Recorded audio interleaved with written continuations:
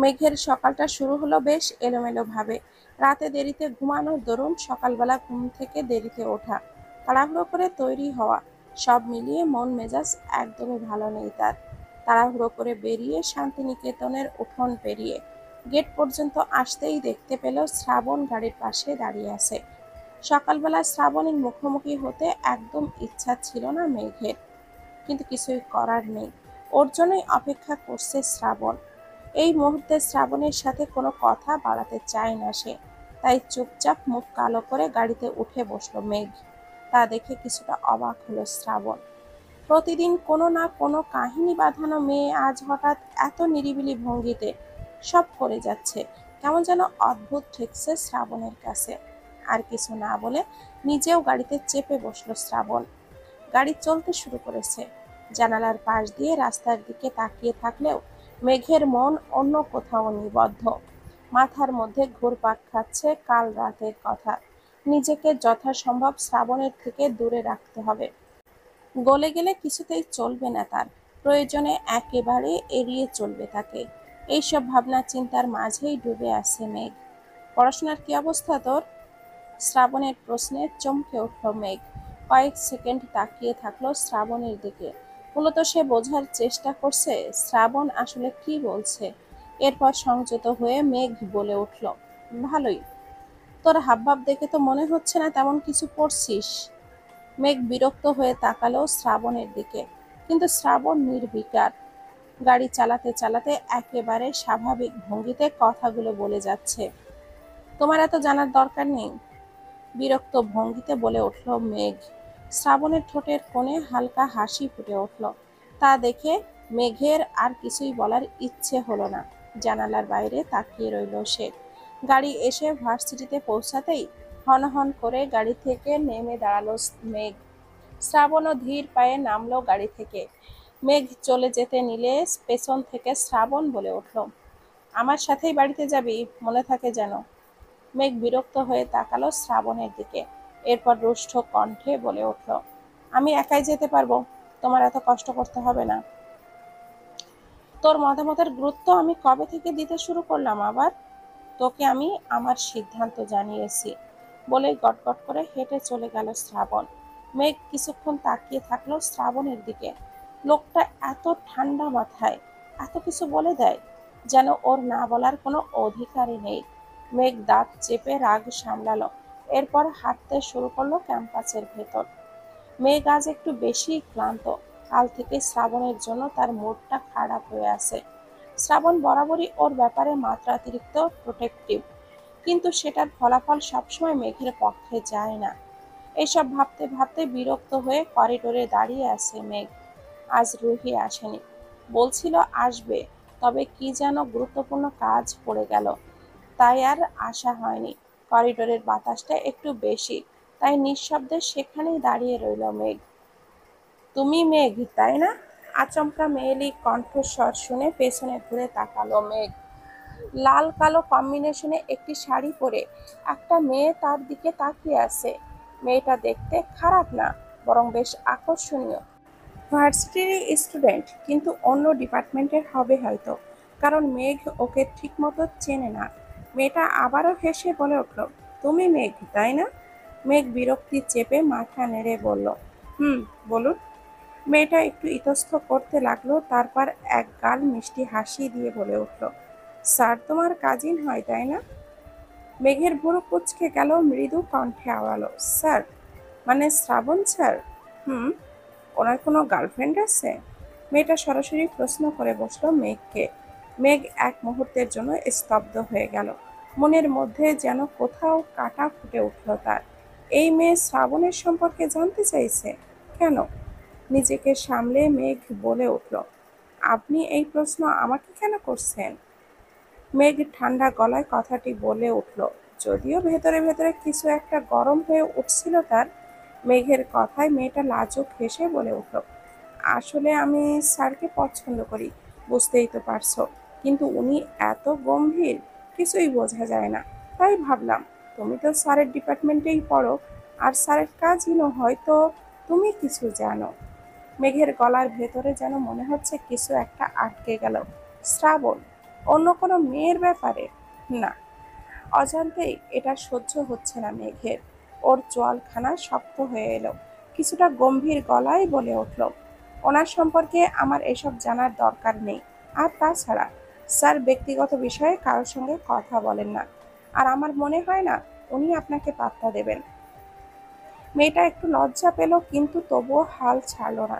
তবুও তুমি যদি একটু হেল্প করতে। মেঘ এবার পুরোপুরি বিরক্ত হয়ে গেল। শ্রাবণ ওর, তার জন্য অন্য কেউ ভাবছে, এটা কি আদৌ সহ্য করা যায়?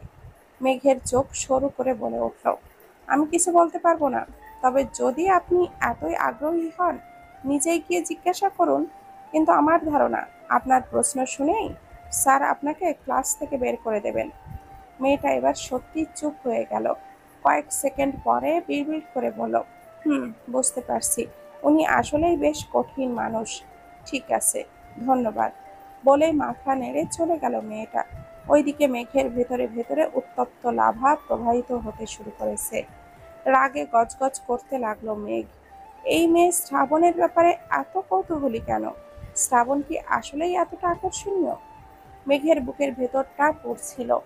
ওর নিজের মনকে বোঝানোর চেষ্টা করতে লাগলো, আশ্চর্য, আমি এসব ভাবছি কেন? আরে এসব নিয়ে মাথা ঘামানোর দরকার নেই। শ্রাবণ আমার কি হয়? কিন্তু প্রশ্নটা নিজে নিজেকে করেই যেন ওর মাথা দুলে উঠল। শ্রাবণ কি আসলেই তার কিছুই হয় না? কেনই বা এত জ্বালা হচ্ছে তার? দূর ছাতার মাথা, এসব ভেবে নিজেকে পীড়া দেওয়ার কোনো মানেই হয় না। ভেবেই হাঁটা ধরে মেঘ। আজ আর ক্লাস করবে না। এখন সে বাড়িতে যাবে। একা একা ক্লাসে মনোযোগও বসবে না। তাই শ্রাবণকে না জানিয়ে ক্যাম্পাস থেকে বেরিয়ে যাওয়ার সময় হেঁটে ধরে মেঘ। কিছু দূর আসতেই মেঘের পথ আটকে দাঁড়ালো রাশেদ। রাশেদ নামটা শুনলেই অনেকের ভুরু কুঁচকে উঠবে। একদমই ভালো ছেলে নয় রাশেদ। বাবা মায়ের অতি আদরের নষ্ট পুত্র যাকে বলে। ভার্সিটির প্রায় সবাই জানে সে মেয়েদের সঙ্গে আজে বাজে ব্যবহার করে, ভয় দেখায়, কখনো কখনো তার আশেপাশের ছেলেগুলোকে বিপদে নিয়ে যায়। তার বিরুদ্ধে আগেও অনেক অভিযোগ উঠেছে, কখনো সিনিয়রদের সাথে দুর্ব্যবহার, কখনো জুনিয়র মেয়েদের বিরক্ত করা। কিন্তু তার পরিবার প্রভাবশালী হওয়ায় সে বারবার পার পেয়ে যায়। বন্ধুত্বের নাম করে ছেলেদের বিপথে নিয়ে যাওয়া, মেয়েদের জোর করে প্রপোজ করা, কিংবা ভয় দেখিয়ে জিম্মি করার মতো অনেক ঘটনাই তার নামে শোনা যায়। তবে আজ হঠাৎ মেঘের কাছে কি কাজ তার? এটা ভাবতে ভাবতেই মেঘের চোখ যায় রাশেদের পাশে দাঁড়িয়ে থাকা অয়ন আর কয়েকজন ছেলের দিকে। অয়ন আর রাশেদকে একসাথে দেখেই মেঘের গা ঘিন ঘিন করতে লাগলো। রাশেদ সম্পর্কে ভার্সিটিতে যত কিছুই শুনেছে তার অর্ধেক সত্যি হলেও সেটা যথেষ্ট ভয়ঙ্কর। অয়নকে ফিরিয়ে দেওয়ার মনে মনে হচ্ছে অয়নই রাশেদকে ডেকে এনেছে। মেঘ চোখ মুখ শক্ত করে তাদের পাশ কাটিয়ে হাঁটতে লাগলো, কিন্তু রাশেদ এক লাফে তার সামনে এসে আটকে দিল তাকে। এই যে সুন্দরী, এত তাড়াহুড়ো কিসের? মেঘ এক মুহূর্ত চুপ করে থেকে গম্ভীর স্বরে বলে উঠল, পথ ছাড়ুন আর সরে দাঁড়ান। রাশেদ বাঁকা হেসে উঠল, তার চোখে কেমন যেন একটা নোংরা দৃষ্টি। সরে দাঁড়াবো? কিন্তু তুমি তো আমাদের কথা বলার সুযোগই দাওনি এখনো। আমার মনে হয় না আমার আপনার সাথে কোনো কথা বলার আছে। সরে দাঁড়ান, আমি যেতে চাই। রাশেদ মেঘের আরেকটু সামনে এলো, এরপর হাত বাড়িয়ে মেঘের পথ আটকে দিল। আশেপাশে কয়েকজন ছাত্রছাত্রী থাকলেও এরা সবাই জানে রাশেদের সাথে পেরে ওঠা সহজ নয়। ওর বিরুদ্ধে কেউ গেলে পরে অনেক ঝামেলায় পড়তে হবে। তাই সবাই চুপচাপ ব্যাপারটিকে এড়িয়ে গেল। কিন্তু সেখানে দাঁড়িয়ে থাকা একটা ছেলে তৎক্ষণাৎ গিয়ে খবরটি শ্রাবণের কানে তুলে দিল। মেঘ দাঁতে দাঁত চেপে বলে উঠল, আমি শেষবারের মতো বলছি, আমাকে যেতে দিন। রাশেদ মুচকি হাসলো, এরপর কিছুটা ব্যঙ্গ করে বলে উঠল, ছাড়বো না তো কি করবে? মেঘের এবার আর দাঁড়িয়ে থাকার মতো কোনো মন মানসিকতাই নেই। ও সরাসরি এই পাশ দিয়েই বের হয়ে যাওয়ার চেষ্টা করলো, কিন্তু রাশেদ সেটা বোঝার সাথে সাথেই ওর হাতটা চেপে ধরলো। আরে আরে, এত গরম হচ্ছ কেন? একটু মিষ্টি করে কথা বললেই তো হয়। মেঘ শিউরে উঠল। চারপাশের সবাই যেন গা ঢাকা দিয়েছে। অয়ন পাশে দাঁড়িয়ে দেখছে কিন্তু কিছুই বলছে না। ওর চোখে মেঘের জন্য কেমন যেন একটা বিরক্তি কাজ করছে, কারণ মেঘ ওকে পাত্তা দেয়নি। তাই যেন ইচ্ছে করেই এই পরিস্থিতি সৃষ্টি করেছে সে। তবে রাশেদকে মেঘের এতটা কাছাকাছি যেতে দেখে অবশেষে অয়ন বলে উঠল, রাশেদ, মুখে যা খুশি বল, কিন্তু মেয়েটার দিকে হাত বাড়াস না, ও শ্রাবণ স্যারের কাজিন। রাশেদ খেকিয়ে উঠল, আরে চুপ কর তো, নিজে তো কিছু করতে পারিস না, এখন নীতি বাক্য ছড়াতে এসেছিস তাই না? মেঘ এবার নিজের শক্তি দিয়ে রাশেদাদের হাতটা ছাড়িয়ে নিল। এরপর অয়নের উদ্দেশ্যে রুষ্ট কণ্ঠে বলে উঠল, যদি এতই সাহস থাকে তাহলে সামনে এসে দাঁড়াও, পেছন থেকে বাধা দেওয়ার মানে কি? মেঘের গলার দৃঢ়তা দেখে রাশেদ কিছুটা অবাক হলো, কিন্তু হাসিটা মুখে চেপেই বলে উঠল, বাহ, খুব সাহস তো তোমার, দেখি এই সাহস কতদিন থাকে। বলেই আবারও মেঘের হাত চেপে ধরল রাশেদ। তা দেখে মেঘের শরীর যেন আরো বিদ্যুৎ খেলে গেল। সে সাথে সাথেই এক পা করে পেছনে সরে গেল, কিন্তু রাশেদ তার হাত আরো কিছু জোরালো ভাবে চেপে ধরল। সাথে সাথে মেঘের চোখ দুটো রাগে লাল হয়ে উঠল। কর্কশ কণ্ঠে মেঘ বলে উঠল, হাত সরিয়ে নিন, নয়তো এর ফল ভালো হবে না। রাশেদ ফিসফিসিয়ে হাসল, যেন মেঘের ভয় পাওয়াটা খুব উপভোগ করছে সে। ফলাফল, হাই, কি করবে তুমি সুন্দরী? মেঘের ধৈর্যের বাঁধ ভাঙতে চলেছে। ঠিক তখনই চারপাশে একটা চাঞ্চল্য ছড়িয়ে পড়ল। ভারী বুটের শব্দ আর তীক্ষ্ণ দৃষ্টির এক পুরুষ কণ্ঠ পুরো পরিস্থিতিকে আরো একটু জমিয়ে তুলল। তোরা হাত সরাবি নাকি আমি হাত সরিয়ে দিতে সাহায্য করব? শ্রাবণ। মেঘ চোখ বড় বড় করে তাকিয়ে দেখল তার দিকে। শ্রাবণ তীক্ষ্ণ দৃষ্টিতে রাশেদের ঘুরে ঘুরে দেখছে। রাশেদের মুখের হাসি মুহূর্তেই উধাও হয়ে গেল। অয়ন আর তার দলও যেন বুঝে গেছে এবার সমস্যা বাড়তে চলেছে। শ্রাবণ ধীর পায়ে এগিয়ে এসে রাশেদকে হাতের দিকে তাকালো। এরপর চোয়াল শক্ত করে এক ঝটকায় রাশেদের হাত সরিয়ে দিল। কণ্ঠে কোনো উচ্চারণ করল না, কোনো শব্দ, কোনো রাগ নেই। তবুও তার চোখের শীতল দৃষ্টি রাশেদকে এক ধাক্কায় পেছনে সরে যেতে বাধ্য করল।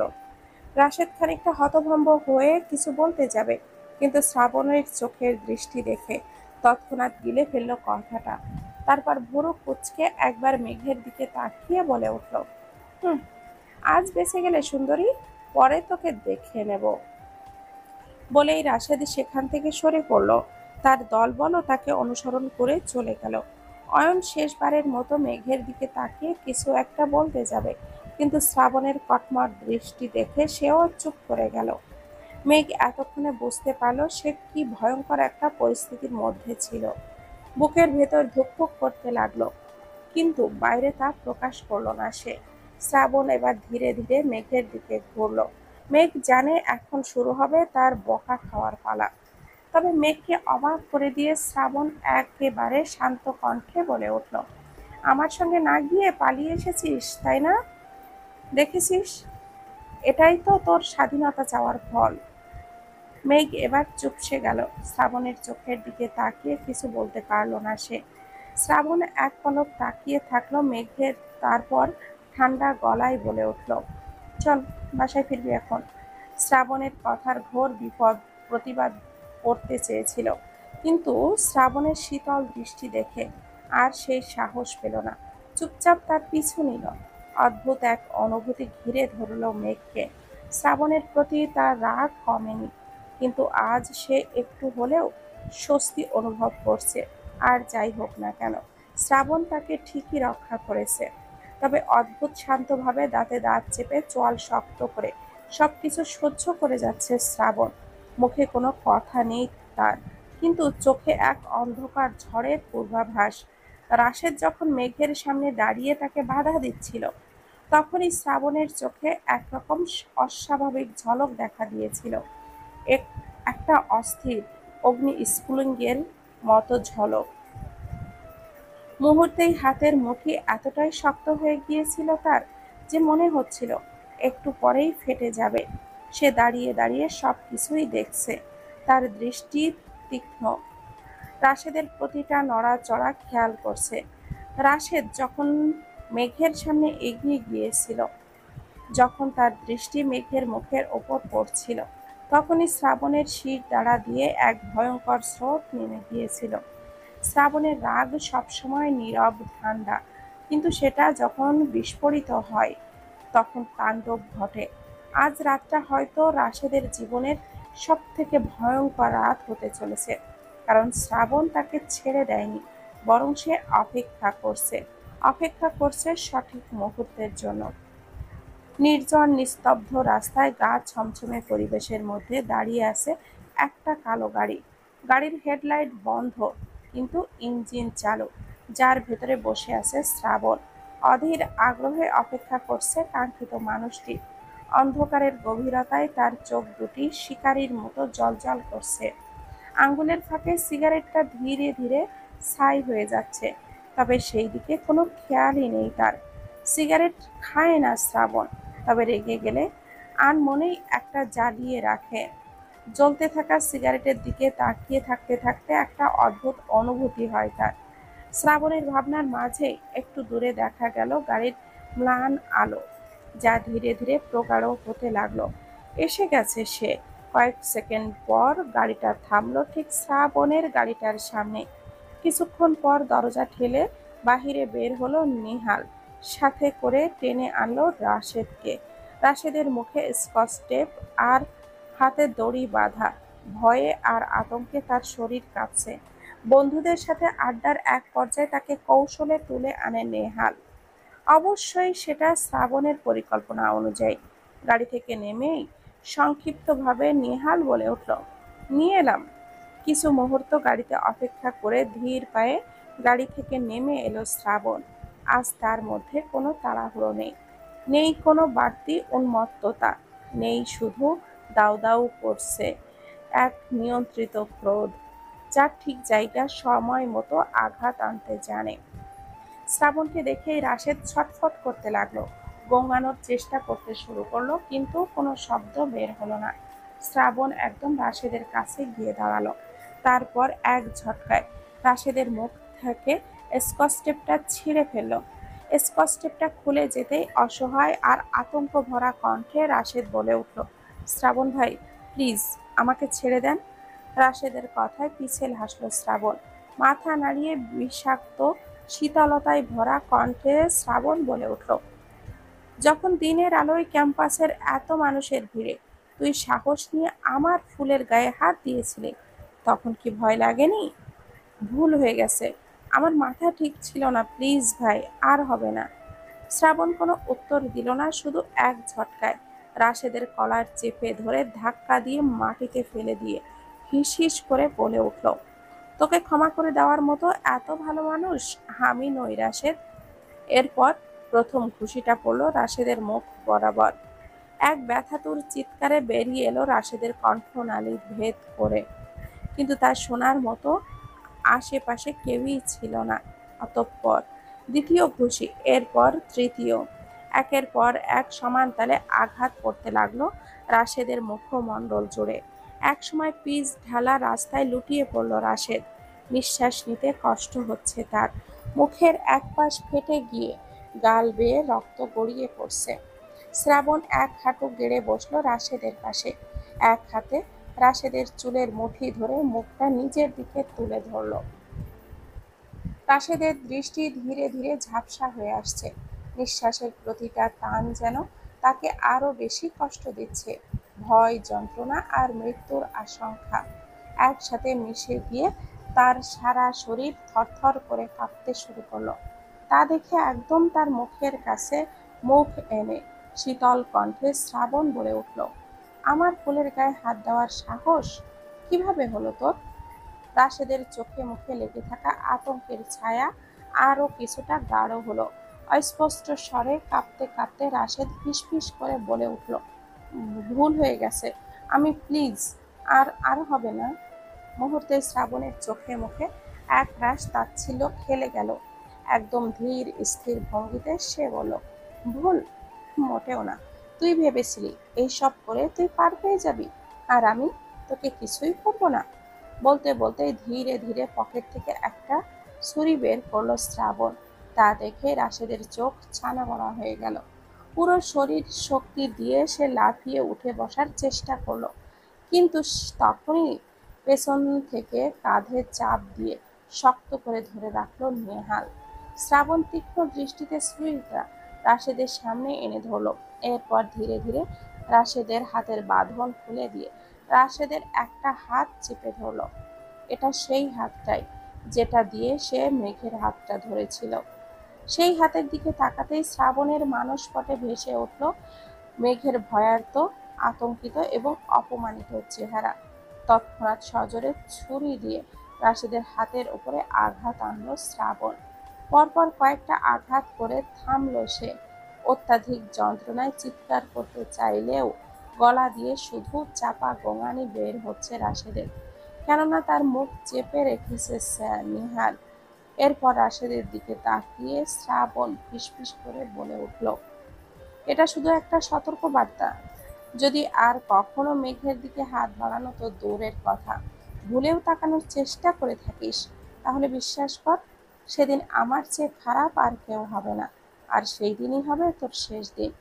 তারপর এক ধাক্কায় রাশেদকে ফেলে দিল শ্রাবণ। ধপ করে পিচ ঢালা রাস্তায় পড়ে গেল রাশেদ। নেহাল ওকে ছেড়ে দিতেই কাশতে কাশতে জোরে জোরে শ্বাস নিতে লাগলো সে। শ্রাবণ উঠে দাঁড়িয়ে হাতের ছুরিটার দিকে তাকালো একবার।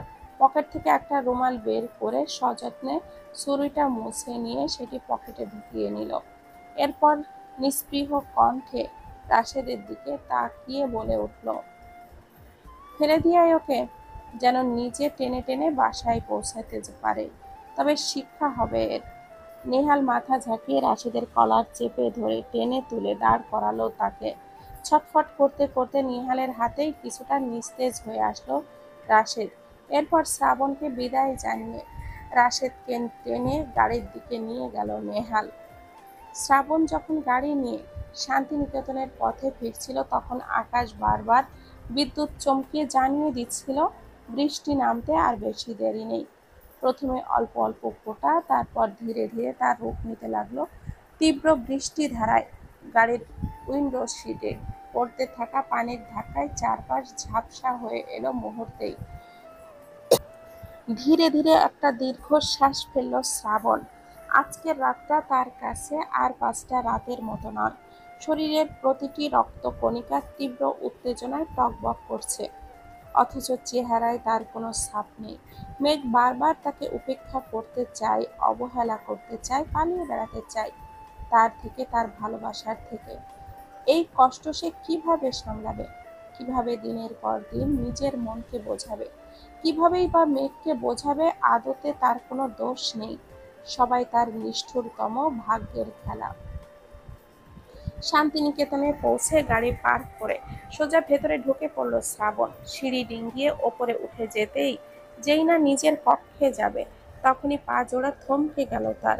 কোথাও কেউ নেই, অথচ একটা অদ্ভুত অনুভূতি হচ্ছে তার ভেতরে, যেন কিছু একটা ঘটতে চলেছে। একটু সামনে হেঁটে আসতেই সে শুনতে পেল স্লাইডিং ডোরের কাঁচ সরানোর মৃদু শব্দ। চকিত সামনের দিকে তাকালো শ্রাবণ। দোতলায় থাকা ছাদ খোলা বারান্দার দিকে চুপচাপ এক ছায়ামূর্তি এগিয়ে যাচ্ছে। ধীর পায়ে সতর্কভাবে সামনে আগাতে লাগলো শ্রাবণ। বাইরে এখন প্রবল ঝড় বৃষ্টি, চারপাশে বিদ্যুৎ চমক। আরো কিছুটা সামনে এগোতেই শ্রাবণ দেখতে পেল এক অপার্থিব দৃশ্য, মেঘ। সে ধীরে ধীরে দরজার কাঁচ সরিয়ে এক পা দু পা করে বাইরে যাওয়ার প্রস্তুতি নিচ্ছে। বিদ্যুতের চমকে ক্ষণে ক্ষণে মেঘের শরীর ঝলসে উঠছে। বাতাসের চুলগুলো এলোমেলো হয়ে চারিদিকে দুলে বেড়াচ্ছে, আর চোখে মুখে এক অদ্ভুত উন্মাদনা, একরাশ খুশির ঝলক। এটা নিয়ে যেই না মেঘ বাহিরের দিকে যাবে, তখনই পেছন থেকে তাকে শক্ত হাতে টেনে ধরে শ্রাবণ। মুহূর্তে চমকে গিয়ে শ্রাবণের শক্ত শরীরের সাথে ধাক্কা খায় মেঘ। শ্রাবণ হাত বাড়িয়ে মেঘের কোমরটার চারপাশে পেঁচিয়ে ধরে, যেন কিছুতেই এই বৃষ্টির ঝাপটায় মেঘকে উড়িয়ে নিয়ে যেতে দেবে না সে। ক্ষণিকেই মেজাজটা বিগড়ে যায় মেঘের। এই লোকটা শুধুই যেখানে সেখানে টপকে পড়বে। কে খবর দেয় তাকে? হাওয়া বাতাস নিশ্চয়ই। কোনো কিছুই করে শান্তি নেই। রাতের বেলা চুপি চুপি একটু ভিজিয়ে, সেটা আবার যেন এই লোকটার জন্য। সমস্যা কি এই লোকের? উফ! মেঘকে ধরে রেখেই তার কানের কাছে ফিসফিস করে শ্রাবণ বলে উঠল, এত রাতে কোথায় যাওয়া হচ্ছে? শ্রাবণের এমন ফিসফিসানি কণ্ঠে শিউরে উঠল মেঘ। নিচু স্বরে বলে উঠল, আমি আমি এমনিতেই দেখতে এসেছিলাম। সত্যি? বলেই এক ঝটকায় মেঘকে নিজের দিকে ঘুরিয়ে পাশে থাকা দেওয়ালের সাথে চেপে ধরল শ্রাবণ। শুধুমাত্র শ্রাবণের তীব্র উপস্থিতি ব্যতীত চারপাশে আর কিছুই নেই, কেউ নেই, যা ধীরে ধীরে শ্বাসরুদ্ধকর হয়ে উঠতে লাগলো মেঘের জন্য। মেঘ ফিসফিস করে বলে উঠল, শ্রাবণ ভাই প্লিজ। প্লিজ কি জান? বলতে বলতে শ্রাবণের আঙ্গুল ধীরে ধীরে মেঘের কপাল ছুঁয়ে নামতে লাগলো চোখের কোণে, তারপর গাল বরাবর, এরপর গলার কাছে। নিঃশ্বাস আটকে আসছে মেঘের। শরীরের রক্ত যেন উল্টো পথে বইতে শুরু করেছে তার। মেঘের আরো কিছুটা নিকটে গিয়ে আবারও শ্রাবণ বলে উঠল, তোকে স্পর্শ করলে তুই এমন থরথর করে কাঁপিস কেন? কই, আমি তো কাঁপছি না। তাহলে তোর শ্বাস এত এলোমেলো হয়ে উঠছে কেন? মেঘ কথা বলার চেষ্টা করলো, তবে আশ্চর্য রকম ভাবে তার কণ্ঠনালী ভেদ করে কোনো শব্দই বের হলো না। সে শুধু অনুভব করতে লাগলো শ্রাবণের ছোঁয়া আর তার দখলের গভীরতা। তোর শরীর বলছে তুই মিথ্যা বলছিস জান। তুমি তুমি কেন এমন করছো? কারণ তুই আমার। একটা মুহূর্ত নীরবতা বিরাজ করলো দুজনের মাঝে। এরপর আবার শ্রাবণ বলে উঠল, আমি তোর প্রতিটা নিঃশ্বাসের অধিকারী ফুল। যতবার তুই পালাতে চাইবি ততবার ধরে আনবো তোকে। যতবার তুই নিজেকে আড়াল করতে চাইবি ততবার ভেঙে ফেলবো তোর আর আমার মাঝের আশা সকল দেওয়াল। চোখ বন্ধ করে নিল মেঘ।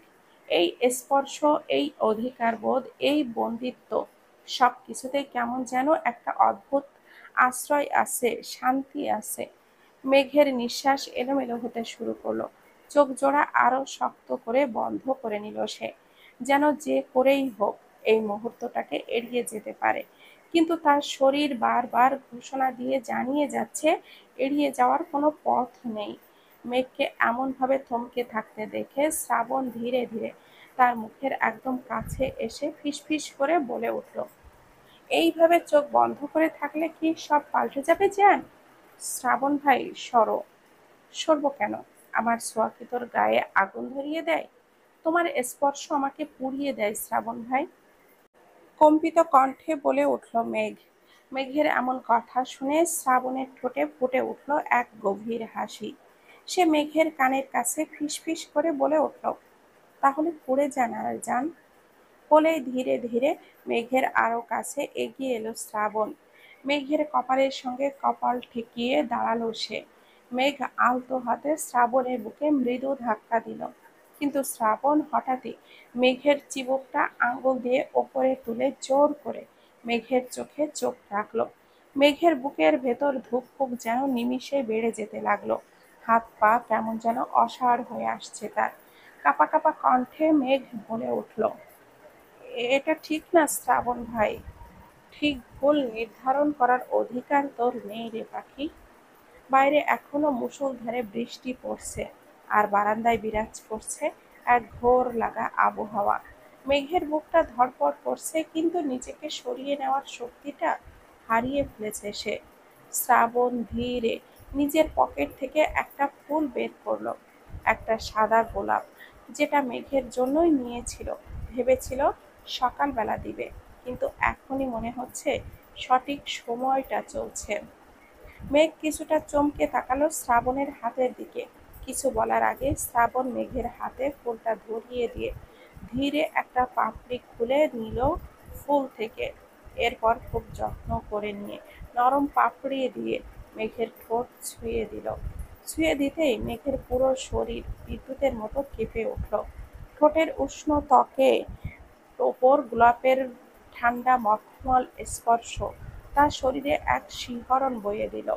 সে কিছুটা নড়ে চড়ে উঠতেই শ্রাবণ অন্য হাতে শক্ত করে তার কোমর চেপে দুষ্টু হেসে ফিসফিস করে বলে উঠল, এত কাঁপছিস কেন? শ্রাবণ এমনভাবে কথা বলছে, মনে হচ্ছে মেঘের প্রতিটি প্রতিক্রিয়া সে অনুভব করতে চাচ্ছে, মেঘের শরীরের প্রতিটি কম্পন বুঝতে চাচ্ছে। এইদিকে মেঘ কিছুই বলতে পারছে না, তার চোখগুলো কিছুটা বড় হয়ে আসছে, কিন্তু ঠোঁট নেড়ে কিছু বলার সম্ভব হচ্ছে না। মেঘের এহেন অবস্থা দেখে শ্রাবণের ঠোঁটে এক চিলতে হাসি ফুটে উঠল। এক মুহূর্তের জন্য কিছু না বলে মেঘের অবাক অমাননা অবস্থার সুযোগ নিয়ে তার ঠোঁটে ঠোঁট ছুঁয়ে দিল শ্রাবণ, নরম উষ্ণ অথচ দাবিদার ভাবে। হতবাক মেঘ, কয়েক সেকেন্ডের জন্য তার হৃদস্পন্দন থমকে গেল, তবে মুহূর্তেই আবার তা বেগতিক বেসামাল ভাবে দ্রুত হতে শুরু করলো। মনে হচ্ছে এখনই বেরিয়ে আসবে সেটি, কিন্তু অদ্ভুতভাবে চোখটা বন্ধ করে ফেলল মেঘ। তার শরীরের প্রতিটা রক্তকণা যেন এই স্পর্শে জমে যেতে লাগলো, আবার ধীরে ধীরে গলেও যেতে লাগলো। ধীরে ধীরে মেঘকে ছেড়ে দিল শ্রাবণ। ছাড়া পেতেই জোরে জোরে শ্বাস নিতে লাগলো মেঘ। তখনই কিছু বোঝার আগেই শ্রাবণ এক ঝটকায় মেঘকে ধাক্কা দিয়ে বৃষ্টির মধ্যে ঠেলে দিল। ভারী বৃষ্টির আঘাতে মেঘ প্রায় পড়ে যাচ্ছিল, কিন্তু শেষ মুহূর্তে নিজেকে সামলে নিল। চমকে শ্রাবণের দিকে তাকিয়ে মেঘ বলে উঠল, এটা কি করলে তুমি? ঠোঁটের একচিলতে বাঁকা হাসি নিয়ে দরজায় হেলান দিয়ে দাঁড়ালো শ্রাবণ। তার চোখের দৃষ্টি ঠিক যেন শীতল বৃষ্টির মতোই তীক্ষ্ণ ঠেকল মেঘের নিকট। গম্ভীর কণ্ঠে মেঘের দিকে তাকিয়ে শ্রাবণ বলে উঠল, কেন তুই নিজেই তো ভিজতে এসেছিলি, তাহলে ভুলে গেলি? শ্রাবণের গলায় বিদ্রূপের স্বর দেখে এবার আরো বিরক্ত হয়ে উঠল মেঘ। সে হাত দিয়ে মুখের পানি মুছতে গিয়ে বুঝতে পারল ঠান্ডায় তার শরীর শিউরে উঠছে ক্ষণে ক্ষণে। বৃষ্টির ক্রমশ বাড়তে লাগলো, আর মেঘ দাঁড়িয়ে এক দৃষ্টিতে শ্রাবণের দিকে তাকিয়ে রইল। তার ভেজা চুল থেকে টপটপ করে পানি পড়ছে, গায়ের পাতলা কাপড় পানি লেগে লেপ্টে আছে তার শরীরের সাথে। শ্রাবণের দৃষ্টিতে এবার কেমন যেন একটা ঘোর কাজ করতে শুরু করলো। শ্রাবণকে একভাবে এক মনে তাকিয়ে থাকতে দেখে নিজের দিকে অপলক এক তাকাতেই কেমন যেন ধক করে উঠল মেঘের বুক। কিছুটা চেপে দাঁড়ালো মেঘ। শ্রাবণের চাহনি মেঘের অস্বস্তি আরো বাড়িয়ে দিচ্ছে ক্ষণে ক্ষণে। এবার আর দাঁড়িয়ে থাকতে না পেরে ধীরে ধীরে এক পা দু পা করে মেঘের দিকে এগিয়ে গেল শ্রাবণ। মেঘের নিঃশ্বাস কেমন যেন অগোছালো হয়ে আসছে। শ্রাবণের তীক্ষ্ণ দৃষ্টি আর সহ্য করতে না পেরে উল্টো ঘুরে দাঁড়িয়ে পড়ল মেঘ। তারপর শ্রাবণ কোনো কিছু না বলে হঠাৎ করে মেঘকে পেছন থেকে জড়িয়ে ধরল। দুজনের ভেজা শরীর একসঙ্গে লেপ্টে যেতেই মেঘের কাঁধে চুমো খেল শ্রাবণ। এরপর মেঘের কানের সাথে মুখ লাগিয়ে একেবারে ফিসফিস করে শ্রাবণ বলে উঠল, তোকে এইভাবে দেখার আমার কেমন যেন লাগছে রে বাচ্চা পাখি। তুই এত আকর্ষণীয় কেন বলতো? থরথর করে কাঁপছে মেঘ কম্পিত কণ্ঠে শ্রাবণের উদ্দেশ্যে শোধালো। ছেড়ে দাও শ্রাবণ, প্লিজ ছেড়ে দাও। এক ঝটকা মেঘকে নিজের দিকে ঘুরালো শ্রাবণ। দুই হাতের আজলায় তুলে নিল মেঘের তুলতুলে নরম গাল। অঝোর ধারায় কাঁপতে লাগলো মেঘের ঠোঁট জোড়া। শ্রাবণের চোখে চোখ রাখার দুঃসাহস এই মুহূর্তে মেঘের নেই। তার দুটো চোখ খিচে বন্ধ করে নিল সে। দুই হাতে খামচে ধরল পরিধানের বস্ত্রটুকু। শ্রাবণ এবার আলতো চুমু খেল মেঘের নাকের ডগায়, অতঃপর গালে কপালে, এরপর এক চুমু খেতে লাগলো মেঘের সারা মুখমণ্ডলে। চুমু শেষে মেঘকে টেনে নিয়ে নিজের বুকের সাথে চেপে ধরল শ্রাবণ। আমাকে একটু জড়িয়ে ধর ফুল, তাহলেই ছেড়ে দিব তোকে, আর না হলে এমন অত্যাচার সারা রাত পোহাতে হবে তোকে। মেঘ জানে শ্রাবণ যা বলে তাই করে। অগত্যা দুই হাত বাড়িয়ে শ্রাবণের বলিষ্ঠ দেহ আঁকড়ে ধরল মেঘ। প্রশান্তিময় আলিঙ্গনে শ্রাবণের বুক চিরে এক স্বস্তির নিঃশ্বাস বের হয়ে এলো। দূর থেকে তাদের দিকে রক্তচক্ষু নিয়ে তাকিয়ে আছে আদিবা। রাতের বেলায় শ্রাবণকে বেরিয়ে যেতে দেখেছিল সে। বাড়িতে ফিরছে কিনা তা চুপি চুপি দেখতে এসেছিল, তবে চাক্ষুষ এমন দৃশ্য দেখবে তা কখনোই ভাবেনি সে। দুই হাত মুষ্টিবদ্ধ করে নিয়ে নিজের ক্রোধ নিয়ন্ত্রণ করার চেষ্টা করতে লাগলো আদিবা। এই মুহূর্তে তার মন চাচ্ছে মেঘকে খুন করে ফেলতে, তবে এখন দাঁড়িয়ে তাদের এমন দৃশ্য অবলোকন করার আর কোনো ইচ্ছে বা সাহস কিছুই অবশিষ্ট নেই তার মধ্যে। তাই আর দাঁড়িয়ে না থেকে রাগে গজগজ করতে করতে সেখান থেকে চলে গেল আদিবা। কিছু মুহূর্ত এইভাবে দাঁড়িয়ে থাকার পর মেঘকে নিজের দিকে ফেরালো শ্রাবণ। আলতো হেসে বলে উঠল, আমি এতটাও নিঠুর নই রে পাখি। বলেই মেঘের কপালে গভীর চুমু খেয়ে এরপর আবারও বলে উঠল, ভয় পাস না ফুল, আমার ছোঁয়া তোকে পুড়িয়ে দিলেও আমি তোকে কখনো ছাই হতে দেব না। শ্রাবণের এমন কথায় পিটপিট করে তার দিকে তাকালো মেঘ। বৃষ্টির তোপে আর দাঁড়িয়ে থাকা সম্ভব নয়। অত্যাধিক ঠান্ডায় পুরো শরীর কাঁপছে মেঘের। মেঘের কাঁপুনি টের পেয়ে এবার শ্রাবণ বলে উঠল, অনেক হয়েছে, চল। আর বেশি ভিজলে ঠান্ডা লেগে যাবে তোর। এরপরেই মুখে কিছুটা দুষ্টু হাসি ঝুলিয়ে শ্রাবণ আবারও বলে ওঠে, মনে হয় না তুই একা একা যেতে পারবি। চল, তোকে কোলে করে দিয়ে আসি। নাকি আজকে আমার সাথেই ঘুমাবি? শ্রাবণের এমন নির্লিপ্ত কণ্ঠে ক্ষীণ চিৎকার দিয়ে আঁতকে ওঠে মেঘ। চোখ দুটো সরু করে তাকালো শ্রাবণের দিকে। এরপর কর্কশ কণ্ঠে বলে উঠল, আমি একাই যেতে পারবো। বলেই এক দৌড় দিল মেঘ। মেঘের যাওয়ার পানে তাকিয়ে চুল মুঠো করে ঠোঁট কামড়ে হেসে উঠল শ্রাবণ। বিড়বিড় করে বলে উঠল, কতদিন এভাবে আমার থেকে পালিয়ে বেড়াবি বউ পাখি বা বাচ্চা পাখি? একদিন না একদিন ঠিকই তো ধরা দিতে হবে আমার কাছে। পরের দিন সকাল। শান্তিনিকেতন আবারও স্বাভাবিক ছন্দে ফিরে এসেছে। সকালের আলো উঠতেই বাড়ির সবার ব্যস্ততা শুরু হয়ে গেছে। রান্নাঘরে গুঞ্জন, বারান্দায় ঠান্ডা বাতাসে শুকাতে দেওয়া কাপড়, উঠোনে আরজের চিৎকার, সব মিলিয়ে বাড়িটা প্রাণ ফিরে পেয়েছে। দিনের আলো একটু একটু করে ছড়িয়ে পড়েছে চারিদিকে। মেঘ গভীর ঘুমে আচ্ছন্ন হয়ে আছে। শরীরটা কেমন যেন ভারী হয়ে আছে। তার মনে হচ্ছে রাতের ঘটনাটার পর তার শরীরের প্রতিটা অংশে শ্রাবণের ছোঁয়া অনুভূত হচ্ছে। হঠাৎ কানের ভেতরে এক অদ্ভুত শিরশিরশিরানি হয়ে উঠল মেঘের। শরীরের তীব্র আকর্ষণ অনুভব হতেই চট করে চোখ মেলে ফেলল মেঘ। ঘরের পরিবেশ একেবারেই স্বাভাবিক। জানালার ফাঁক দিয়ে সূর্যের আলো সাটান মেঘের চোখের ওপরে এসেই পড়ছে। তাতেই কেমন যেন এক অস্বস্তি লাগতে শুরু করলো মেঘের। আড়মোড়া ভেঙে ধীরে উঠে বসলো মেঘ। মেঘের মনে হচ্ছে কিছু একটা ভুল হয়ে গেছে। শ্রাবণের এতটা নিকটে যাওয়া তার উচিত হয়নি। দূরে সরিয়ে দেওয়াও উচিত ছিল তার। কিন্তু কেন সে চাইলেও শ্রাবণকে দূরে সরিয়ে দিতে পারে না? কেন নিজের অনুভূতির সাথে লড়াই করে উঠতে পারে না সে? নিজের অনুভূতির মধ্যে ঢোকানো থেমে থাকা প্রশ্নগুলো তাকে নাড়িয়ে তুলতে লাগলো। কিন্তু তাতে কি হবে? সে তো জানে এই অনুভূতি তার সবার থেকে আড়াল করে রাখতে হবে। মেঘ বিছানা থেকে উঠে জানালার পাশে এসে দাঁড়ালো। বাইরে বৃষ্টি থেমেছে অনেক আগেই, তবে আকাশে মেঘের জমাট আঁচড়গুলো এখনো স্পষ্ট। শিরশিরে হাওয়া এখনো বয়ে চলেছে চারিদিক থেকে। সেই দিকেই তাকিয়ে একটা দীর্ঘশ্বাস ফেলে কক্ষ থেকে বেরিয়ে এলো মেঘ। নিচে নেমে এসে টেবিলে বসতেই হঠাৎ সদর দরজা ডিঙিয়ে বাড়িতে প্রবেশ করলো রুহি। রুহিকে দেখে একগাল হেসে তার দিকে এগিয়ে গেল মেঘ। আজকে ভার্সিটি বন্ধ, তাই মেঘই রুহিকে কাল রাতে বলেছিল আজকে তাদের বাড়িতে আসতে। তাই সকাল সকালই চলে এসেছে রুহি। রুহি আর মেঘের সম্পর্ক বহু পুরানো। তারা একই সাথে স্কুল কলেজ শেষ করে ভার্সিটিতে ভর্তি হয়েছে।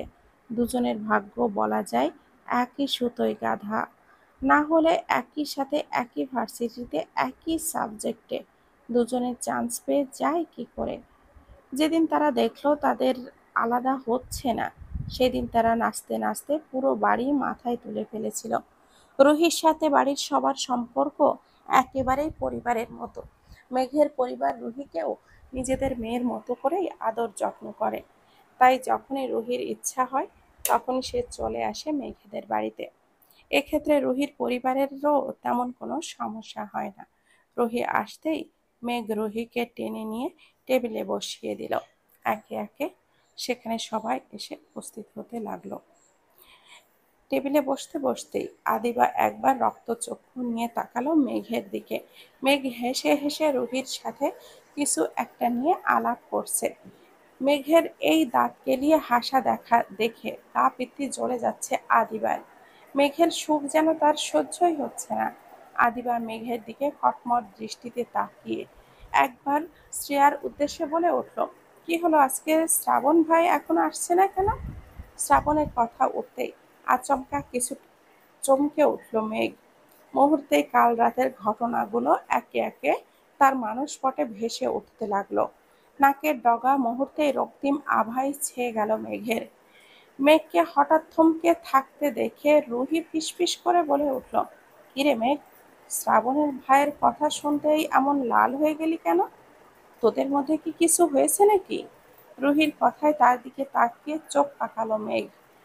নিচু কণ্ঠে ফিসফিস করে বলে উঠল, তোর মাথার তার কি ছিঁড়ে গেছে রে রুহি? ওই হাড়ে বজ্জাত লোকটার সাথে আমার কি হবে? তাদের কথার মাঝেই তখন সেখানে উপস্থিত হলো মাহিদ। আদিবার পাশের চেয়ারটা টেনে মাহিদ বসতে গেলে আদিবা গলা খেকিয়ে বলে উঠল, এখানে বসবে না মাহিদ ভাই? অবাক হয়ে আদিবার দিকে তাকালো সবাই। সবার দিকে এক পলক তাকিয়ে আদিবা তাকালো মেঘের দিকে। এরপর দাঁতে দাঁত চেপে বলে উঠল, এটা আমি শ্রাবণ ভাইয়ের জন্য খালি রেখেছি। মুহূর্তে মেজাজটা বিগড়ে গেল মেঘের। এই মেয়েটা একটু বেশি শ্রাবণ শ্রাবণ করছে না? ও কি বুঝতে পারছে না শ্রাবণ ওকে পাত্তা দিবে না? তাও জোর করে পড়ে আছে তার কাছে। দজ্জাল শাকচুন্নি কোথাকার। মনে মনে এইরকম আরো কয়েকটি কটু কথা আদিবাকে শোনাতে লাগলো মেঘ। এরপরই আবার নিজেকে সামলে নিয়ে একটা ডোন্ট কেয়ার ভাব নিয়ে মাহিদের উদ্দেশ্যে বলে উঠল, ভাইয়া তুমি রুহির পাশের চেয়ারটাই বসো। এবার মাহিদের চোখ গেল রুহির উপর। এতক্ষণ তাকে খেয়াল করেনি সে। ডাগর ডাগর আঁখি মেলে তার দিকে ফ্যাল ফ্যাল করে তাকিয়ে আছে রুহি। রুহিকে এমনভাবে তাকিয়ে থাকতে দেখে ভুরু উঁচিয়ে খানিকটা ঝাঁকালো মাহিদ। তা দেখেই নিজের সম্মতি ফিরে পেল রুহি। চোখ জোড়া নামিয়ে কাচুমাচু করতে করতে গুটিসুটি মেরে বসে রইল নিজের চেয়ারে। এই কয়েকদিনের ব্যবধানে রুহি আর মাহিদের মধ্যে সখ্যতা গড়ে উঠেছে। নিয়মিত তাদের কথা হয়, মাঝে মাঝে দেখা হয়। তারা মানতে না চাইলেও দুজন দুজনকে যে পছন্দ করতে শুরু করেছে সেটা তাদের হাবভাবেই বোঝা যায়। আর সেটা আরো আগেই আন্দাজ করতে পেরেছে মেঘ। এদের দুজনের মাঝে কিছু হলে সবচেয়ে বেশি খুশি হবে মেঘ। তাই তো তাদের একসাথে আনার জন্য কোনো একটা সুযোগ হাতছাড়া করে না মেঘ। বসে পড়ো ভাইয়া, দাঁড়িয়ে দাঁড়িয়ে আর কত দেখবে? মেঘের কথায় থমথমে খেয়ে গেল রুহির পাশে চেয়ারে বসে পড়ল মাহির। দুজনের দিকে তাকিয়ে মুচকি হেসে খাওয়াই মনোযোগ দিল মেঘ। তখনই রুহি মেঘের উদ্দেশ্যে বলে উঠল, রাশেদের কথা শুনেছিস মেঘ? আমাদের বখাটের সিনিয়রদের যে সবাইকে ভার্সিটিতে উত্ত্যক্ত করে বেড়ায়। রাশেদের কথা শুনতেই চোখ দুটো ছোট ছোট করে রুহির দিকে তাকালো মেঘ। রাশেদের ঘটনাটা রুহিকে এখনো জানানো হয়নি। তার মানে মেঘের জানানোর আগেই জেনে গেছে রুহি। কিছুটা ভাবুক হয়ে আমতা আমতা করে মেঘ বলে উঠল, হ্যাঁ চিনেছি, কি হয়েছে তার? কাল রাতে কেউ রাশেদকে তুলে নিয়ে নাকি খুব মেরেছে। এরপর একটা হাতে ছুরি দিয়েও আঘাত করেছে। সকাল থেকে এই নিউজের জন্য ভার্সিটির গ্রুপগুলোতে ঢোকাই মুশকিল হয়ে যাচ্ছে। তুই দেখিসনি? মার খাওয়ার মতো কাজ করলে মানুষ মার খেতেই পারে, এটাই তো স্বাভাবিক নয় কি? আচমকা এমন গম্ভীর কণ্ঠে পেছনে ফিরে তাকালো সকলে। মেরুদণ্ড টান টান করে এইদিকে এগিয়ে আসছে শ্রাবণ। তার চিরচেনা গম্ভীর মুখ, তীক্ষ্ণ দৃষ্টি আর মেপে মেপে হাঁটা, সব মিলিয়ে মুহূর্তেই একটা অদ্ভুত শীতল ভাব ছড়িয়ে পড়ল টেবিলের চারপাশে। আদিবা মুহূর্তেই একগাল হাসি নিয়ে নিজের পাশের চেয়ারটা দেখিয়ে বলে উঠল, শ্রাবণ ভাই, এখানে বসো, আমি তোমার জন্যই জায়গাটা খালি রেখেছি। শ্রাবণের কোনো কথা না বলে এক ঝলক মেঘের দিকে তাকালো। মেঘ ততক্ষণে নিজেকে সামলে নিয়ে মুখ ফিরিয়ে ঠান্ডা গলায় মাহিরের দিকে তাকিয়ে বলে উঠল, ভাইয়া, আজকে আমরা বেরোবো, বিকালের দিকে রেডি থাকিস। আমি, রুহি আর তুমি। পাশ থেকে শ্রেয়া বলে উঠল, আমি কি দোষ করেছি? শ্রেয়ার দিকে তাকিয়ে মাহিদ আর রুহিকে নিয়ে কি যেন ইশারা করলো মেঘ। তা দেখে অভিজ্ঞতাদের মতো করে মাথা ঝাঁকালো শ্রেয়া। এরপর চুপচাপ আবার খাওয়াই মনোযোগ দিল। খেতে খেতে মাহিদও বলে উঠল, ঠিক আছে। আদিবা বিরক্ত মুখে মাহিদের দিকে তাকালো, কিন্তু মাহিদ তাতে বিন্দুমাত্র পাত্তা না দিয়ে খাওয়াই মন দিল। শ্রাবণ কিছু না বলে মেঘের পাশে দাঁড়িয়ে মেঘের দিকে তাকালো। মেঘ দেখেও না দেখার ভান করে খেতে লাগলো। তবে তার মনের ভেতরে যে অস্থিরতা বাড়ছে সেটা লুকানো মুশকিল হয়ে পড়েছে।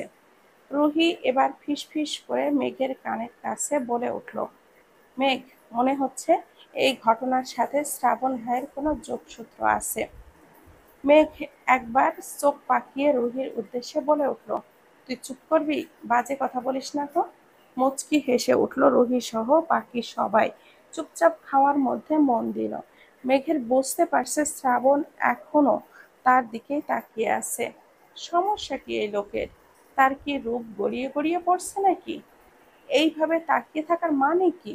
মেঘের দিকে তাকিয়ে থেকে একটু পরেই ঠান্ডা গলায় শ্রাবণ বলে উঠল, রাশেদের মতো লোকেরা মার খাবে, এতে অবাক হওয়ার কিছুই নেই। কিন্তু এই বাড়ির কেউ যেন এইসব বিষয় নিয়ে বাড়াবাড়ি না করে। তার কথা শুনে সবাই একসঙ্গে চুপ মেরে গেল। মাহিদ কপালে ভাঁজ ফেলে বলে উঠল, বাড়াবাড়ির কি আছে ভাই? কেউ তো জানে না কে করেছে এসব। এবার ধীরে ধীরে মেঘের পাশের চেয়ারটায় বসে পড়ল শ্রাবণ। কেউ জানে না দেখেই বলেছি, জানার দরকারও নেই কে কেন করেছে। সেটা নিয়ে আমাদের মাথা ব্যথা না হওয়াটাই ভালো। শ্রাবণের কথায় এবার রুহি বলে উঠল, ভাইয়া, তাহলে ভার্সিটির গ্রুপগুলো এত উত্তাল কেন? কারণ কিছু লোক সবকিছু বাড়িয়ে বলতে পছন্দ করে। যাকে যেমন শিক্ষা দেওয়ার দরকার তেমন শিক্ষা সে পেয়েছে। এই বিষয়ে আর কোনো কথা হবে না। মেঘ স্পষ্ট বুঝতে পারছে শ্রাবণ কিছু একটা জানে হয়তো। সেই কিন্তু কেন? এবার তার মনে পড়ে গেল গত দিনের কথা। রাশেদের কারণে অস্বস্তিতে পড়েছিল সে। তাকে কত মানুষের সামনে অপমানিত হতে হয়েছে। তাই কি শ্রাবণ এমন করেছে? তার জন্যই কি? কিন্তু এতটা অগ্রাসী প্রতিক্রিয়া কেন? মেঘ আর কোনো কথা না বলে চুপচাপ উঠে দাঁড়িয়ে পড়ল। তার দিকে তাকিয়ে শ্রাবণ গম্ভীর গলায় বলে উঠল, কোথায় যাচ্ছিস? মেঘ এদিকে ওদিকে তাকিয়ে নিচু স্বরে বলে উঠল, আমার খাওয়া শেষ। এবার ভালো করে মেঘের দিকে তাকালো শ্রাবণ, ঠোঁটের ঠান্ডা গলায় বলে উঠল, তুই শেষ করেছিস, কিন্তু আমি তো করিনি। তাড়াতাড়ি বসে পড়।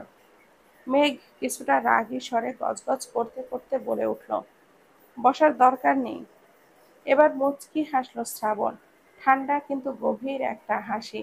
শ্রাবণের প্রতিক্রিয়া দেখে মেঘ বুঝতে পারছে শ্রাবণ তার মজা নিচ্ছে। এবার হাসি থামিয়ে শ্রাবণ বলে উঠল, তুই কি এইভাবে আমার পাশ থেকে উঠে যাওয়াকে অভ্যাস বানিয়ে ফেলেছিস? মেঘ এবার চোখ পাকিয়ে বলল, তোমার পাশ থেকে উঠে যাওয়ার অভ্যাস কেন করব? কফির কাপে চুমুক দিতে দিতে শ্রাবণ বলে উঠল, কারণ যখনই তোকে দেখেছি আমার থেকে পালিয়ে বেড়ানোর চেষ্টা করে থাকিস। মনে হচ্ছে তোর এটা দরকার পড়েছে বারবার। মেঘ রাগে ঠোঁট কামড়ে ধরল। এই লোকের সাথে তর্ক করা মানে নিজের মাথা নিজেই খারাপ করা। কিন্তু তার উঠে যাওয়া নিয়ে যে এমন কটাক্ষ করবে সেটা মেঘ ভাবেনি। মেঘের দিকে চোখ দুটো বড় বড় করে তাকিয়ে আছে আদিবা, যেন এক্ষুনি কাঁচা চিবিয়ে খেয়ে ফেলবে তাকে।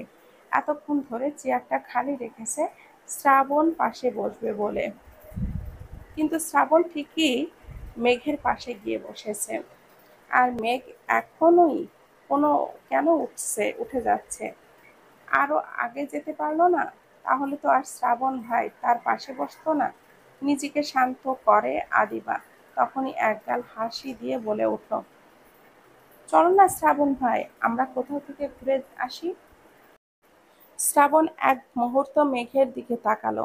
মেঘ আবারও বসে পড়ার কথা ভাবছিল, কিন্তু আদিবার এমন আদিক্ষেতা দেখে আর এক মুহূর্তও সেখানে দাঁড়ানোর প্রয়োজন মনে করলো না। চেয়ার ঠেলে গটগট করে হেঁটে সেখান থেকে চলে গেল মেঘ। মেঘের যাওয়ার পানে নিষ্পলক তাকিয়ে শ্রাবণ বলে উঠল, আমি কোথাও যাচ্ছি না, তোদের মন চাইলে তোরা যেতে পারিস। এখন সময় বিকাল। সকালের ঘটনার পর আর কোথাও বের হয়নি মেঘ। ঘুরতে যাওয়ার প্ল্যান ক্যান্সেল হয়ে গেছে আরো আগেই। মেঘ নিজেও জানে না আদিবা শ্রাবণের আশেপাশে থাকলে তার কেন এত অস্বস্তি লাগলে, কেন বুকটা চিনচিনে করে ওঠে, কেন মনে হয় কেউ যেন তার খুব প্রিয় জিনিস তার থেকে কেড়ে নিতে চাইছে। অজান্তেই বুকের ভেতরটা কেমন ধুকপুক করতে থাকে তার। তাই তো আদিবা যখন ঘুরতে যাওয়ার কথা বলেছে তখনই সেখানে চলে এসেছে সে। পড়ার টেবিলে বসে বসে এইসবই ভাবছে মেঘ। পড়তে বসেছে ঠিকই, তবে পড়ার থেকে শ্রাবণের ভাবনায় বেশি বিবর সে। কিছুক্ষণ ভাবনা চিন্তার পর মাথা থেকে সকল অযাচিত চিন্তা ভাবনা দূরে ঠেলে আবারও পড়ায় মনোযোগ দিল মেঘ। বাইরে তাকে তাকাতেই দেখল তার কাঙ্ক্ষিত বইটি নেই। নিশ্চয়ই সেটা শ্রাবণের কক্ষে রয়েছে। এখন কি যাবে বইটা আনতে? ভাবতে ভাবতেই এক হতাশার নিঃশ্বাস ত্যাগ করে উঠে দাঁড়ালো সে। মেঘ ধীর পায়ে দরজা ঠেলে শ্রাবণের রুমের ভেতরে এগিয়ে গেল। রুমে নেই শ্রাবণ। রুমের ভেতরে প্রবেশ করতেই পরিচিত সুগন্ধে বুকটা মোচড় দিয়ে উঠল মেঘের।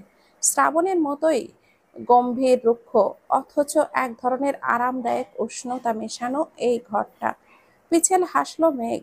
ঘরটা তো তারও, কিন্তু নিজের বলে দাবি করার অধিকার কিংবা ইচ্ছে কিছুই নেই তার। দূরত্ব তাদের দূরদৃষ্টে গোটা গোটা অক্ষরে লিখে রাখা। আদতে কখনো এই দূরত্ব কমবার নয়। তাদের দূরে থাকাটাই নিষ্ঠুরতম ভাগ্যের পরিহাস। আলতো হেঁটে মেঘ গিয়ে দাঁড়ালো বইয়ের তাকের সামনে। দাঁড়িয়ে কিছুক্ষণ খোঁজাখুঁজি চালাতে লাগলো, কিন্তু কোথাও তার প্রয়োজনীয় বইটি পেল না। অগত্যা উল্টো ঘুরে যাওয়ার প্রস্তুতি নিল। তবে এক পা এগোতেই আবারও থমকে পড়ল মেঘ। ঘাড় ঘুরিয়ে আবারও তাকালো বইয়ের তাকের দিকে। তৎক্ষণাৎ তার নজর কাড়ল এক পুরানো বইয়ের কাভারের দিকে। ধুলো জমে যাওয়া কাভারের নামটা ঠিক স্পষ্ট নয়, তবে বইটা কিছুটা পরিচিত ঠেকল তার নিকট। মেঘ হাত বাড়িয়ে তাকে থেকে বইটা তুলে নিল। বইয়ের উপর হাত বুলিয়ে বইটা খুলতেই আচমকা একটা হলুদ খাম নিচে পড়ে গেল। তড়িঘড়ি করে সেই দিকে তাকালো মেঘ। ধুলো জমে থাকা খামের কিনারটা একটু ছেঁড়া মনে হচ্ছে, আবার পুরানো কিছু। মেঘ কিছুটা দ্বিধা দ্বন্দ্বে পড়ে গেল, কিন্তু কৌতূহল কাবু করে ফেলতে লাগলো তাকে। শুকনো ঠোঁট জিভ দিয়ে ভিজিয়ে উবু হয়ে খামটা তুলে নিল মেঘ। মূর্ত ক্ষণক বাদে খামটার দিকে তাকিয়ে একরাশ কৌতূহল নিয়ে খামটা খুলতেই ভেতর থেকে একটা চিঠি আর একটা ছবি বেরিয়ে এলো। চিঠিটা কিছুটা পুরানো, কাগজের প্রান্তগুলো বাদামি হয়ে এসেছে। তাই আর চিঠিটা খুলল না মেঘ। তার চোখ গোল গোল করে ছবিটার দিকে তাকিয়েছে। আচমকা শ্বাসটা বন্ধ হয়ে এলো মেঘের। বক্ষ পিঞ্জিরা দুর্বার বেগে ছুটে চলতে লাগলো। শরীর পুরো থরথর করে কাঁপতে লাগলো। তার যেন এক্ষুনি ঢলে পড়বে সে। অস্পষ্ট স্বরে মেঘ বলে উঠল, নয়না আপু। ছবিটাই। আর তাকিয়ে থাকতে পারল না মেঘ। দ্রুত চোখ সরিয়ে নিল, যেন কোনো কিছু দেখার ভুল হয়েছে তার। অঝোর ধারায় হাত কাঁপতে লাগলো, তার ঠোঁট শুকিয়ে আসতে লাগলো। বুকের ভেতর এক অজানা সংখ্যা ধাক্কা দিতে লাগলো ক্রমাগত। এই ছবি না, ও এটা দেখেনি, দেখেনি কিছুই। মেঘ দ্রুত ছবি আর চিঠি খামে ঢুকিয়ে সেটি আবারও বইয়ের ভেতরে রেখে দিল। কিন্তু তখনই মেঘের শরীর এখনো থরথর করে কাঁপছে। বুকের ভেতর ঢিপ ঢিপ শব্দ যেন পুরো ঘর জুড়ে প্রতিধ্বনিত হচ্ছে। মেঘ দ্রুত খামটা বইয়ের ভেতরে রেখে দিয়ে পেছনে ঘুরতেই হঠাৎ দরজার কাছে ভেসে এলো ভারী পায়ের শব্দ। মুহূর্তে শ্বাস আটকে গেল মেঘের। শ্রাবণ! তার শক্তপোক্ত ব্যক্তিত্বের ছায়া পড়তেই ঘরটা যেন আরো গম্ভীর হয়ে উঠল। ধীর অথচ দৃঢ় পদক্ষেপে সামনে এগিয়ে এলো শ্রাবণ, চোখে মুখে চিরাচরিত গাম্ভীর্য। মেঘকে দেখে এক মুহূর্ত থমকালো সে। তার কপালে ভাঁজ কিছুটা স্পষ্ট হলো। ভুরু জোড়া কিঞ্চিত কুঁচকে মেঘের উদ্দেশ্যে শ্রাবণ বলে উঠল, তুই এখানে? শ্রাবণের গলায় কোনো বিস্ময় নেই, তবে গভীর অনুসন্ধানের সুরেই কথাটা বলে উঠল সে। মেঘের গলা শুকিয়ে এলো কেমন একটা অস্বস্তিতে। সে তাড়াতাড়ি চোখ নামিয়ে নিল, যেন কিছুই হয়নি। এরপর কাঁপা কাঁপা কণ্ঠে বলে উঠল, আমার একটা বই দরকার ছিল। শ্রাবণ গভীর দৃষ্টিতে তাকিয়ে রইল মেঘের দিকে। মেঘ জানে এই চোখের দৃষ্টি তীক্ষ্ণ থেকে খুবই সহজে কোনো কিছু আড়াল হয় না। তবুও ঠান্ডা গলায় শ্রাবণ বলে উঠল, কোন বই? মেঘ আরো কিছুটা গুটিয়ে গেল, যেন এক মুহূর্তের জন্য ভুলেই গেছে সে কোনো বই নিতে এসেছে। ওইটা। শ্রাবণ এক পা এগিয়ে এসে বইয়ের তাকের দিকে তাকালো, তারপর চোখ টেনে এনে স্থির গলায় বলল, বই নিতে এসেছিস ভালো কথা, কিন্তু তুই এত কাঁপছিস কেন? মনে হচ্ছে চুরি করতে এসে ধরা পড়েছিস। মেঘের নিঃশ্বাস ভারী হয়ে এলো, হাতের আঙ্গুলগুলো মুষ্টিবদ্ধ হলো, আঁকড়ে ধরলো পরিধানের বস্ত্র। আমতা আমতা করে বলে উঠল, এমনি কিছু না। কিন্তু মেঘের আচরণই বলে দিচ্ছে কিছু একটা তো হয়েছে। শ্রাবণ এবার মেঘের একদম কাছে এসে দাঁড়ালো, এতটা কাছে যে তার পরিচিত গন্ধ আবারও আচ্ছন্ন করে ফেললো মেঘকে। কিন্তু আজ উষ্ণতার বদলে একটা শীতল ভয় জড়িয়ে ধরলো মেঘকে। শ্রাবণ মেঘের চিবুক আলতো করে ধরে তার দিকে ফিরল, নরম স্বরে বলে উঠল, কিছু না হলে তোকে এত অস্থির লাগছে কেন? শ্রাবণের গলা গাঢ় হয়ে উঠল, তার দৃষ্টিতে কি এক ভয়ঙ্কর তীক্ষ্ণতা খেলে গেল, যেটা দেখে মেঘ আরো ব্যাকুল হয়ে উঠল।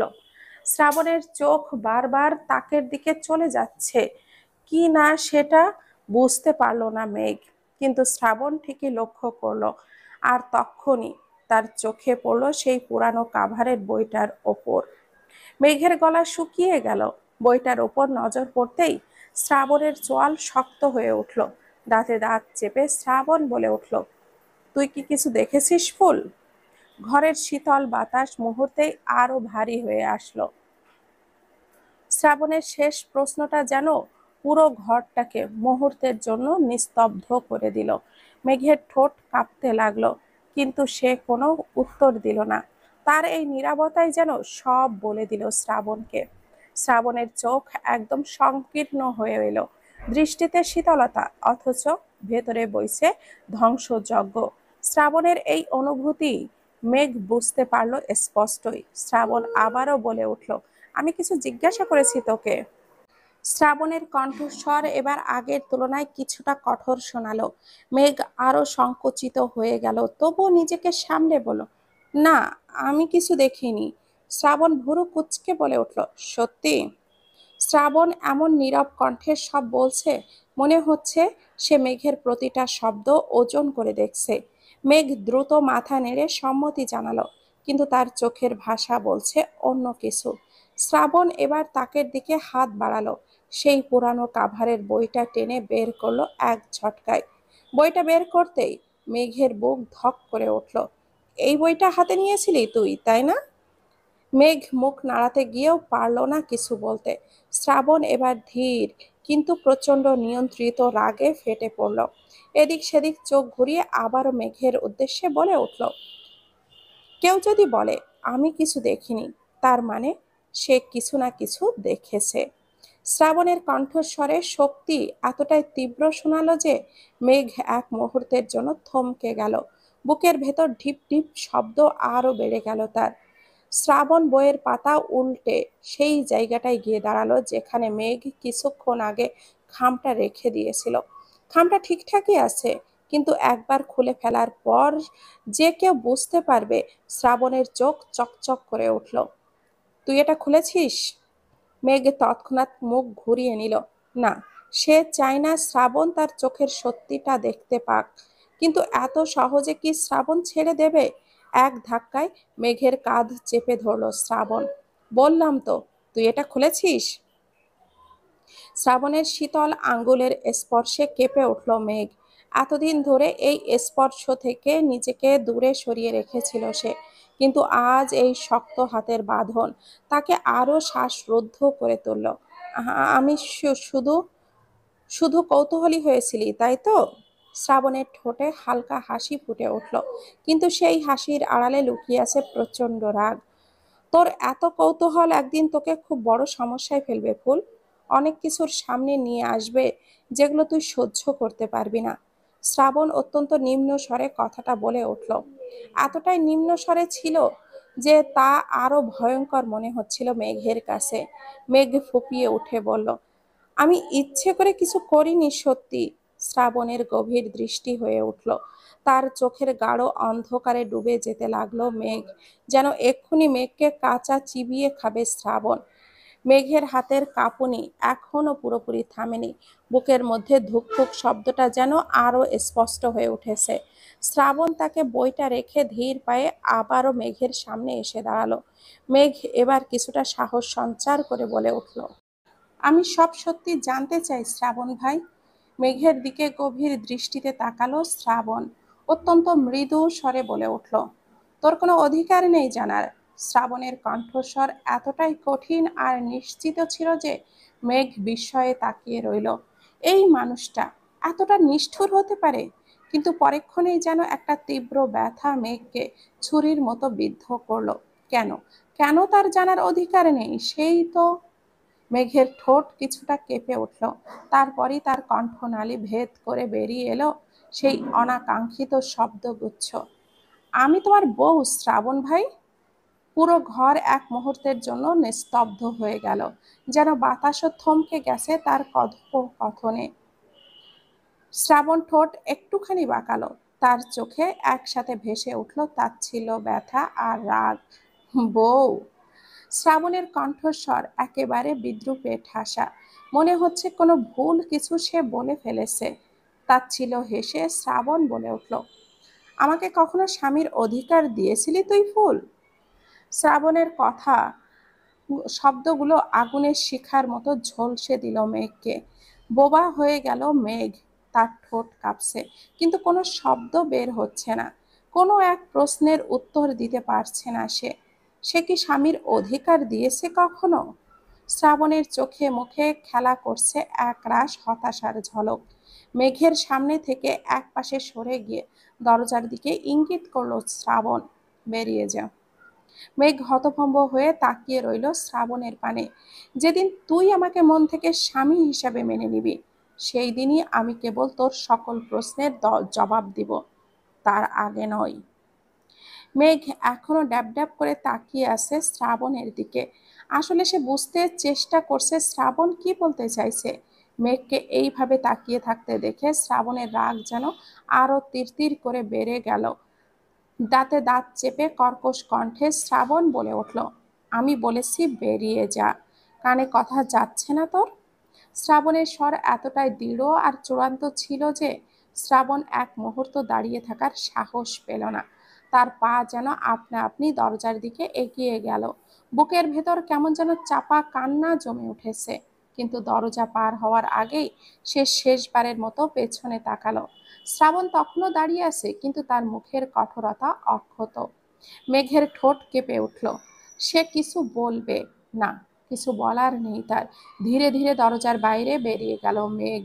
দরজা বন্ধ হওয়ার শব্দ যেন তাদের মাঝের দূরত্বটাকে আরো বার গাঢ় করে দিল।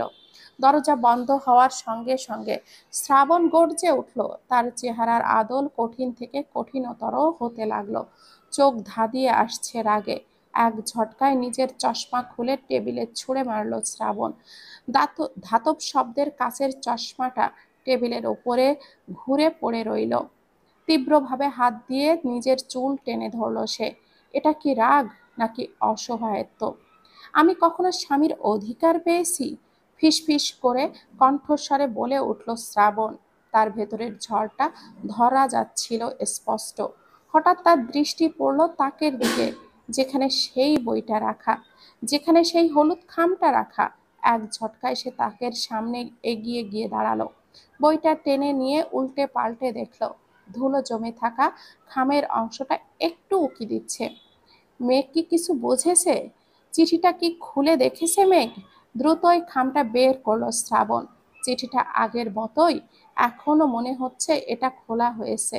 শ্রাবণের বুকের ভেতর একটা চাপা হতাশা খেলা করলো মুহূর্তের জন্য, কিন্তু সঙ্গে সঙ্গে সেটা রাগে পরিণত হলো। ওর কিছু জানার অধিকার নেই, কিছুই না।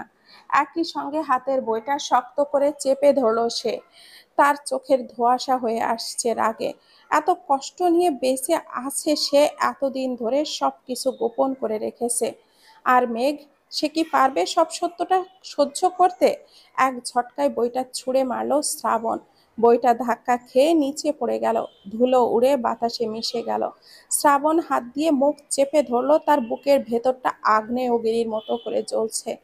কিন্তু সে জানে এই আগুন কখনো নিভবে না।